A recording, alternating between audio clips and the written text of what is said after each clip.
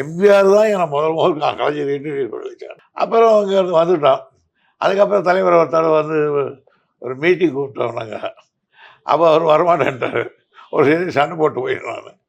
அதுக்கப்புறம் செல்வம் வந்து அப்போ நாகாலயம் முரசொலி செல்வம். அப்போ நான் இங்கே இருந்தேன். அதனால் அப்போ விஸ்வநாதன் வந்து போனார். இப்போ விஸ்வநாதன் அங்கே படிச்சுக்கிட்டு இருந்தார். அதனால் சனி ஞாயிறில் தான் நான் லா காலேஜ் ஹாஸ்டலுக்கு போயிடுவேன்.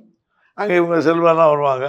அப்படியே பழகி செல்வத்துக்கு எனக்கும் ஒரு நட்பு உருவாயிடுச்சு. அதுக்கப்புறம் செல்வம் டெய்லி முரசொலிக்கு வருவார். நானும் முரசொலிக்கு வந்துடுவேன். அவரோடவே இருப்பேன். அப்போ அங்கே தலைவர் வருவார். லேட் ஆசிரியர் தான் சொல்லுவாங்க அப்போ அவரை. ஆசிரியர் வராருனாங்க வருவார். அப்புறம் நாங்கள் பார்த்து அப்படியே பழக்கமாயிடுச்சு. அதுக்கப்புறம் உட்காந்து பேசிட்டு உட்காந்துக்கிறது உட்கார வச்சுட்டு அந்த தலைவர்கிட்ட ஒரு பெரிய சமாதானம் என்னன்னா, இவன் யாரோ சின்ன பையன்லாம் இங்கே உட்கார வைக்கக்கூடாது, இவன் பெரிய மனுஷன் அவனெல்லாம் கூப்பிட அப்படிலாம் நினைக்க மாட்டான். எல்லாரையும் சாதாரணமாக படுவார். எங்கே வாங்க ஒரு துறைமுருகன் ஒருத்தர் கூப்பிடு அப்படின்னுவார். உட்கார டீ குடிச்சிட்டு ராத்திரியெல்லாம் அப்போ ராகவானந்தம் நான் இவங்கெல்லாம் உட்காந்து பேசிக்கிட்டு இருப்போம். அப்புறம் கொஞ்சமாக அப்படியே ரொம்ப நெருக்கமாகிடுச்சு.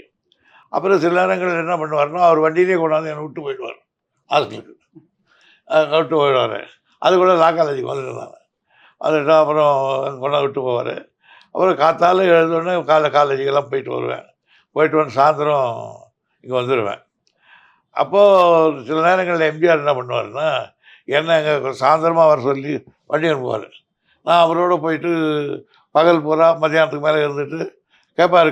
நான் கிளாஸ்லாம் கிடையாதுன்னு சொல்லிட்டு போயிடுவேன். போயிட்டு உட்காந்து போயிடுவேன். அவரோட அந்த பகல் பூரா கழிச்சிடுவேன்.